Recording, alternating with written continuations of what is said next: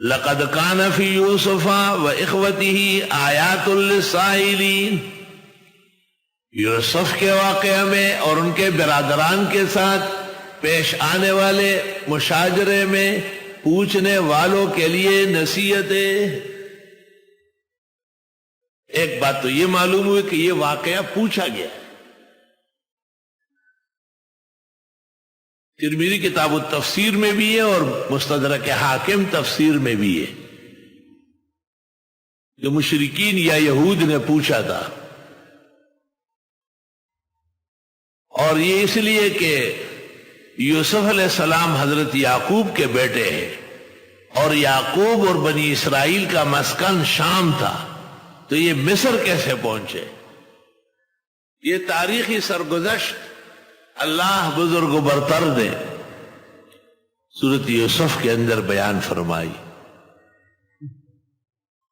اور ان 5 سوالات میں سے ایک سوال تھا، ایک سوال بہت اہمیت سے پوچھا تھا، تو اس کو مستقل سورت کی شکل میں ذکر کیا،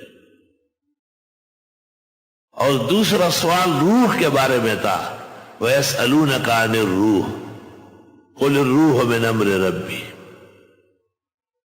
اور تیسرا سوال ذوالقرنین کے بارے میں تھا،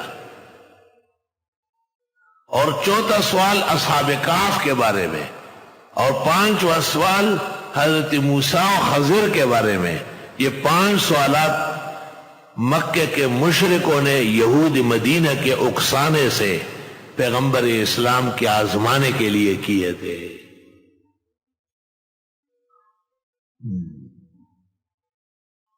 یقیناً ہے حضرت یوسف اور ان کے برادران کے واقعے میں کھلی نشانیاں پوچھنے والوں کے لیے۔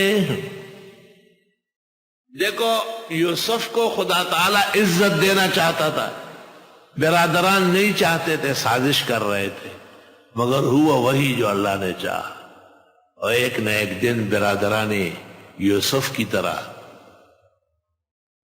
اسی طرح مکے کے مشرکین بھی آپ کی نبوت نہیں مانتے تھے اور رکاوٹیں بنتے تھے اور آپ کو وہاں سے نکلنے پر مجبور کیا۔ اسی طرح حضرت یوسف بھی بھائیوں کی وجہ سے، ان کے حسد و سازش سے والد کے سامنے سے مرحمت کی بارگاہ سے نکالے گئے، جیسے آپ کو کعبہ سے نکالا گیا۔ آپ نے غار ثور میں دن گزارے اور مدینے میں تکلیفیں گزاری، لیکن ایک نہ ایک دن اللہ نے آپ کو فاتح و غانم بنا کر مکہ اور پوری دنیا فتح کر کے دے دی، جیسے کہ حضرت یوسف کو اللہ رب العالمین نے مصر میں جا کے سلطنت دی، نبوت دی۔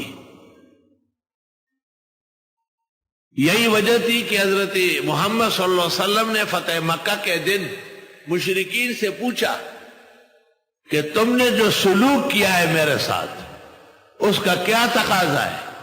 انہوں نے کہا وہ یہ کہ آپ ہمارا بیخ بنیاد نکالیں۔ آپ نے کہا لا اقول الا کما قال اخی صالح یوسف ابن یعقوب لا تثریب علیکم اليوم، میں بھی تمہیں معاف کروں گا جیسے میرے روحانی بھائی اور میرے عزت و آفرین کے بھائی حضرت یوسف نے اپنے مجرم اور جرائم پیشہ اور ظالم بھائیوں کو مصر بلانے کے بعد معاف فرما دیا، میں بھی معاف کرتا ہوں۔ لقد کان فی یوسف و اخوتی آیات للسائلین۔